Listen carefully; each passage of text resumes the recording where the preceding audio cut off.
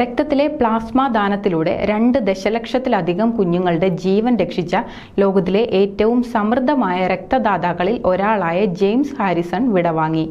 ഫെബ്രുവരി 17-ന് ഓസ്ട്രേലിയയിലെ new south വെയിൽസിലെ ഒരു nursing ഹോമിൽ ജെയിംസ് ഹാരിസൺ ഉറക്കത്തിൽ മരിച്ചതായി അദ്ദേഹത്തിന്റെ കുടുംബം അറിയിച്ചു. അദ്ദേഹത്തിന് 88 വയസ്സായിരുന്നു.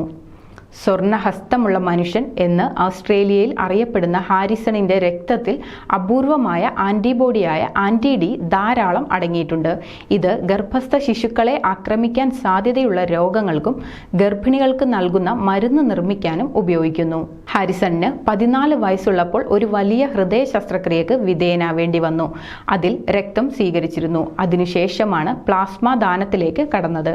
18 വയസ്സുള്ളപ്പോൾ രക്തപ്ലാസ്മ ദാനം ചെയ്യാൻ തുടങ്ങിയ അദ്ദേഹം 81 വയസ്സ് വരെ ഓരോ 2 ആഴ്ച കൂടുമ്പോഴും അത് തുടർന്നുവെന്ന് ഹാരിസണിന് ആദരാഞ്ജലികൾ അർപ്പിച്ച Australian red cross blood service അനുസ്മരിച്ചു.